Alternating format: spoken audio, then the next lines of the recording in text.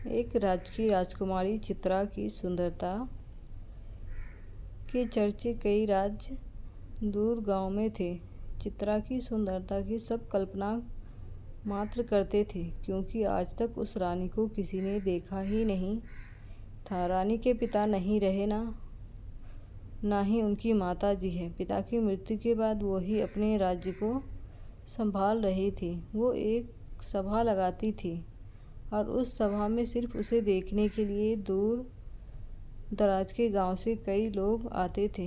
कई राजकुमार और राजा भी चित्रा को देखने आते थे।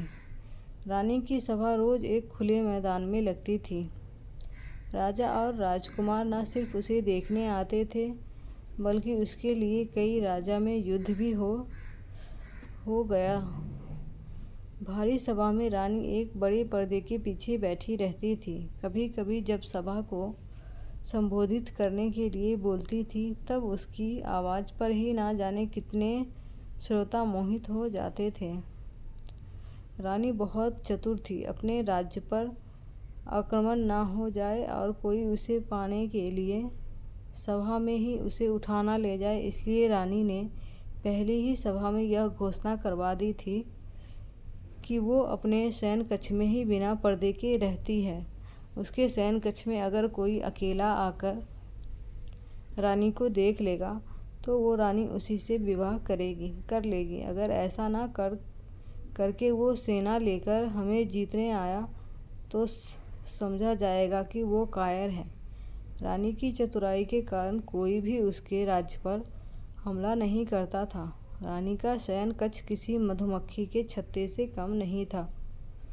कोई भी रानी तक अभी तक पहुंच ही नहीं पाया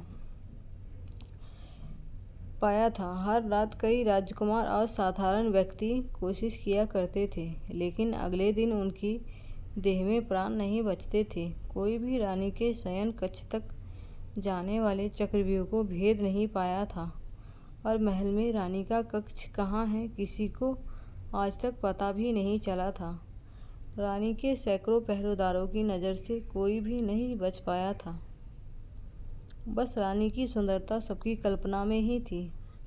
रानी के लिए ना जाने कितनों ने अपने प्राण गंवा दिए, लेकिन कोई भी रानी की सुंदरता को देख नहीं पाया। उसी राज्य में एक युवक था जिसका नाम था सरस। युवक बड़ा ही साधारण था, लेकिन बुद्धिमान था। उसे इस तरह की एक स्त्री के लिए लोगों को मरना बड़ा दुखी करता था। वो कई को समझाता भी था कि दिन रात एक अनदेखी रानी की इतनी चर्चा करना बेकार है, लेकिन शायद ही वो किसी को समझा पाया हो। एक सुबह उसके गांव का एक नवयुवक रानी को देखने की चेष्टा में अपने प्राण गंवा बैठा। वो युवक सरस का मित्र भी था। उस दिन वो रोया भी और मन में बस एक ही विचार कर रहा था कि इसका अंत कब और कैसे होगा। फिर उस युवक ने पूरी रात्रि विचार किया। सुबह वो रानी की सभा के बाहर पहरेदार के प्रमुख से मिला और कहा कि वो भी रानी की सेना में शामिल होना चाहता है। उस प्रमुख ने उससे कहा कि यह तुम्हारे बस का काम नहीं है। तुम्हें देख ही मैं जान गया कि तुम युद्ध के लिए नहीं बने हो। सरस बोला कि वो किसी भी काम के लिए रख लीजिए। सरस बोला कि वो अच्छा भोजन बना सकता है और पहरेदार को रात्रि में अन्न पानी तो चाहिए ही होता है। वो जी जान से सेवा करेगा। इस तरह की बातें करके वो सेना के लिए भोजन पानी का प्रबंध करने वाले समूह में आ गया। करीब 6 माह तक वो मन लगाकर सेवा करता रहा। इस दौरान रानी को देखने की चाह लिए युवक भी आते रहे और अपने प्राण गंवाते रहे। फिर एक रात्रि लगभग 2 बजे उसने रसोई घर में खीर बनाई और सभी पहरेदारों को खीर वितरित की। कई ने मना किया कि उन्हें सचेत रहना, लेकिन उसने कहा कि आज कोई नहीं आने वाला है, क्योंकि रात चांदनी है और कोई मूर्खी आ जाएगा। सभी पहरेदार को उसने खीर खिला दी। खीर खाने के कुछ समय बाद सभी मूर्छित हो गिर पड़े। सरस ने खीर में बेहोशी की दवा मिला दी थी। सरस अब रानी का कक्ष ढूंढने लगा। 6 माह से वो यहाँ है, लेकिन इतना सख्त पहरा और पाबंदी है कि उसे भी पता नहीं है कि रानी किस कक्ष में सोती है। कुछ समय बीत जाने के बाद सरस को अब चिंता होने लगी, क्योंकि नशे की दवा का असर कभी भी समाप्त हो सकता था। फिर उसे एक चौक में नीचे तलधर में जाने का रास्ता दिखाई दिया। वो जैसे ही उस रास्ते पर गया, वहाँ कक्ष के बाहर ही 2 पहरेदार और थे, जिसका उसे पता ही नहीं था। वो छुप गया और विचार करने लगा। फिर उसने दीवार पर अपना सर दे मारा और उन पहरेदार की तरफ लड़खड़ाता हुआ गया। उसके सर से खून निकलता देख पहरेदार को लगा कि इस बार उन्हें भी शायद जगह छोड़ ऊपर जाकर लड़ना होगा, इसलिए दोनों अपना द्वार छोड़ लड़ने के लिए ऊपर भागे। उनके जाते ही सरस खड़ा हुआ। द्वार सामने था और रानी भीतर कक्ष में थी। एक बार के लिए तो उसकी धड़कनें भी तेज हो गई। जिसे किसी ने नहीं देखा, उसे वो आज देखने जा रहा है। उसने द्वार खोलने के लिए द्वार पर हाथ लगाया और धक्का मारा, लेकिन वो द्वार नहीं खुला। द्वार पर नीचे एक बड़ा ताला उसे दिखाई ही नहीं दिया।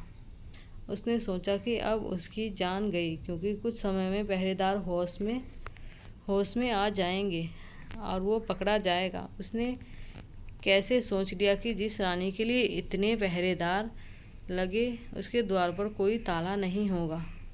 लेकिन फिर उसकी आंखें चमक उठी, क्योंकि पहरेदार की चाबी उनके भागते वक्त वहीं गिर गई थी।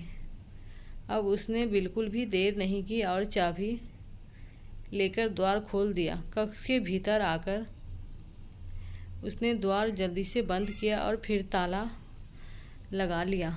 अब उसने पहले एक गहरी सांस ली, फिर आंखें खोली तो उसे दिखाई दिया एक आलीशान कक्ष, सुगंधित पुष्प भांति वो कक्ष सुगंध दे रहा था, लेकिन कक्ष में प्रकाश कम था। वो रानी के बिस्तर के पास गया।